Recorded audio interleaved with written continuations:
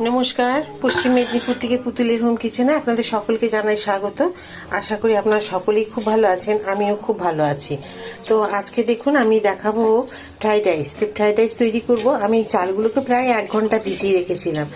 3-4 বার যতক্ষণ না সাদা জল হচ্ছে, এইরকম স্বচ্ছ জল হচ্ছে, ততক্ষণ আপনাদেরকে চালগুলোকে ধুয়ে নিতে হবে। চালের মধ্যে প্রচণ্ড নোংরা থাকে, আর কি বলবো, বারবার ধরুন বলে দিই আমি, তো আবার বলে দিলাম। তো স্টার্চ থাকে, এই কারণে চাল বারবার ধুয়ে না ভালো। দিয়ে যে সাদা জল বেরোবে তাতে আমি 1 ঘন্টা ভিজিয়ে রেখেছি।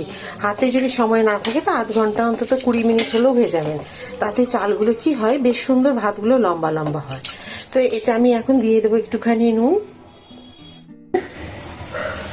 আর এই 1 চামচ 2 চামচ নুন দিয়ে দিলাম, আর একটু দিলাম।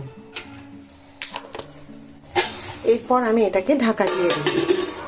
80% মোটামুটি 70 থেকে 80% ভাতটাকে তৈরি করে নিতে হবে। দেখুন ভাত হয়ে গেছে, ঠিক এইরকম নামাতে হবে। আর এর থেকে বেশি গলানো যাবে না, এর থেকে বেশি গলিয়ে দিলে কিন্তু তখন ভেঙে যাবে। মানে সাধারণভাবে এই ফ্রাইড রাইসটা দেখাচ্ছি, যাতে অন্তত সবাই তৈরি করে খেতে পারে।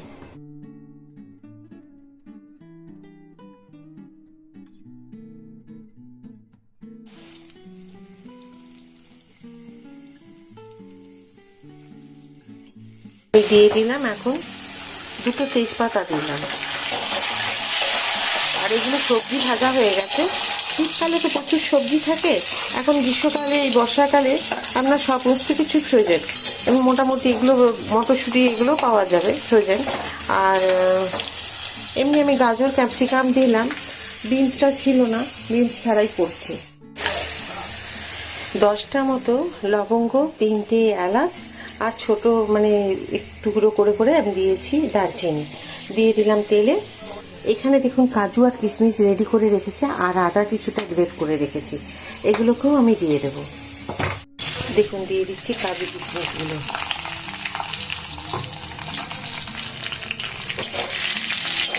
এখানে আদা দিয়ে দিয়েছি, 1 ইঞ্চি আদাকে গ্রেটারে গ্রেট করে দিয়ে দিলাম। 1/2 চামচ দিলাম জিরে গুঁড়ো, 1/2 চামচ দিলাম এই যে জিরে গুঁড়োর পাশে দিয়ে দিলাম ধনে গুঁড়ো, জিরে গুঁড়ো আর ধনে গুঁড়ো দিচ্ছি। 1 চামচ নুন, আর একটু দিলাম 2 চামচের 1 চামচ মতো দিলাম আমি চার মগজ।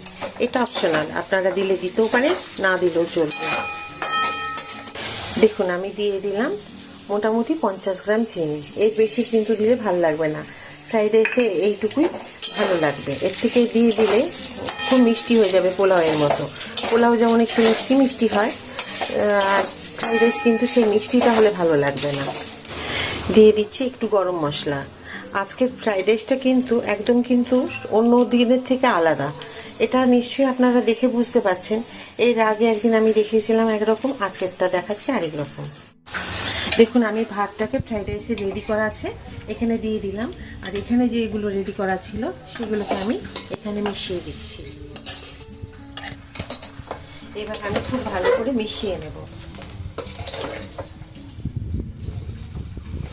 সবার শেষে দিয়ে দেবো আমি ঘি, তবে এখন ঘি দেব না, আমি আগে এগুলোকে খুব ভালো করে মিশিয়ে নেব, তারপর দেব ঘি।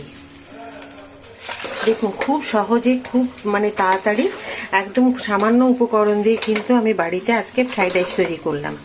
আরেকটা জিনিস আজকে আপনাদেরকে দেখাবো, ফ্রোজেন চিকেন। তো ফ্রোজেন চিকেনটা দেখাবো, এটাকে রেডি করে আমি ঢাকা দিয়ে রেখে দিই, তারপরে আপনাদেরকে দেখাচ্ছি। এখন এটা থাক, আর কিন্তু সেদ্ধ করার দরকার নেই, আমি ঢেকে দিলাম, পরে দিয়ে দেবো ঘি। দেখুন আপনাদের আরেকটা জিনিস দেখায়, আজকে ফ্রোজেন চিকেন নিয়ে এসছে জিপি থেকে। এখানে অনেক কিছু সুবিধাই হয়ে গেছে। এখন একটা মাশরুম নিয়ে এসছে, সে একদম বোনলেস এটা। তো এখানে তো অনেক সুবিধা হয়ে গেছে, এখন ইচ্ছে হলে অর্ডার দিয়ে দিলে, এটা একটু জলে ভিজিয়ে রাখতে হবে, অর্ডার দিয়ে দিলে কিন্তু একদম বাড়িতে এসে পৌঁছে যাচ্ছে, আর কষ্ট করে যেতে হবে না। তো যাই হোক, আমি এখন এটাকে একটু জলে ভিজিয়ে রাখি। 100 গ্রাম 275 টাকা নিয়েছে, এখানে লেখা আছে দামটা, এই যে এখানে 275 টাকা নিয়েছে। হ্যাঁ, তো লেস দিয়ে হয়েছে 247, এমনি প্যাকেটে লেখা আছে 275। এই যে দেখুন এখানে কিন্তু ওটাকে লেস করে দিয়ে হয়েছে 247। একবার করেছিলাম, তখন আপনাদের দেখাইনি। এটা দ্বিতীয়বার, খারাপ ছিল না। মাশরুমটাও আমি করব যখন, তখন আপনাদের দেখাবো। মাশরুমটাও দেখে মনে হচ্ছে বেশ ভালো, কিন্তু এটাকেও আমাকে এখন ফ্রিজে রেখে দিতে হবে, যেহেতু আমি আজকে করব না। আজকে আমি ফ্রাইড রাইসের সাথে করব স্পাইসি চিকেন।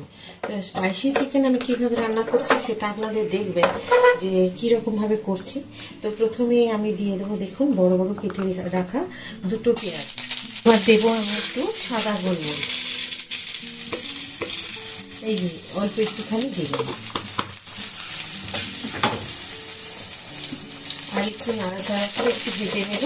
তারপরে এটা আলাদা জায়গায় একটা ঢেলে রেখে আমি এটাকে বেটে নেব। আমি দুটো বড় সাইজের পেঁয়াজকে দেখুন ভেজে নিয়েছি খুব সুন্দর করে। তো আমি যে ফ্রোজেন চিকেন নিয়েছি সেই চিকেনের মধ্যে প্রথমেই দিয়ে দিচ্ছি আমি হলুদ পরিমাণ মতো, ধনে গুঁড়ো হাফ চামচের থেকে একটু বেশি, মানে 1 চামচই বলতে পারেন। দিচ্ছি একটু সাই গরম মশলা, মোটামুটি 1 চামচ মতো দিতে হবে। দিয়ে দিচ্ছি পরিমাণ মতো নুন। এখানে দিয়ে দিচ্ছি বেটে রাখা সব মশলা।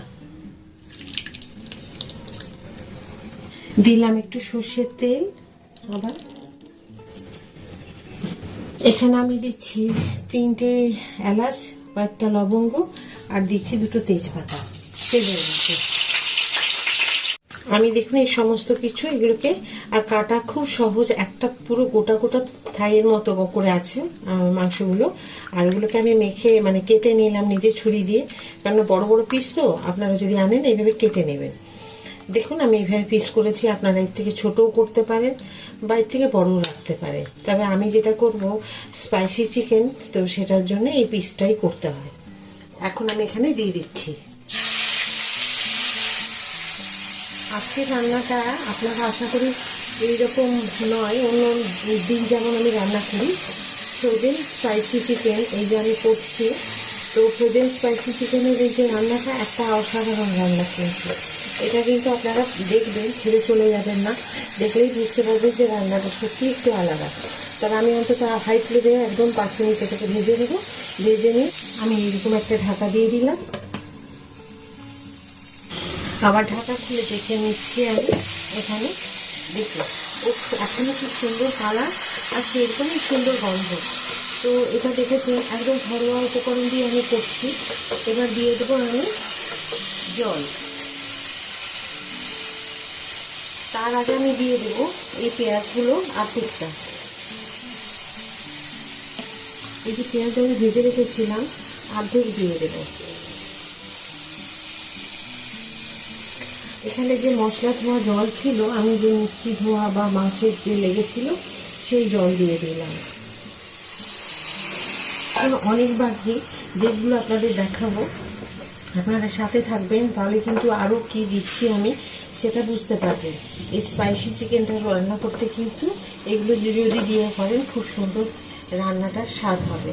তো চলুন এখন এবার আবার আমি একটা ঢাকা দিয়ে দেবো। এই যে দেখুন আমি আরেকটু জল দিয়ে দিলাম। দেখুন মাংস আমার রান্না প্রায় কমপ্লিট হয়ে গেছে। এখন ঠিক নামাবার আগে আগে দিয়ে আমি কি দেবো, দেখুন দিয়ে দেবো যে ভেজে রাখা ছিল বাকি পেঁয়াজটা, সেটা দিয়ে দিলাম। দিয়ে একটু নাড়াচাড়া করে দিলাম। দেখুন খুব সুন্দর, আর আপনাদের দেখাবো আমি কিরকম সেদ্ধ হয়েছে। এরপর দেখুন আমি দিয়ে দিচ্ছি 50 গ্রাম টক দই। কারণ আমি দেখেছেন আপনারা লক্ষ্য করে, আমি কিন্তু আজকে টমেটো দিইনি, কারণ আমি দইটা দেবো, দইয়ের স্বাদটা আলাদা, সেই কারণে আমি আজকে টমেটো দিইনি। দিয়ে দিলে খুব বেশি টক হয়ে যেত। তো এখন দিয়ে দিলাম দই, পরিমাণ মতো দেবেন কিন্তু খুব বেশি না।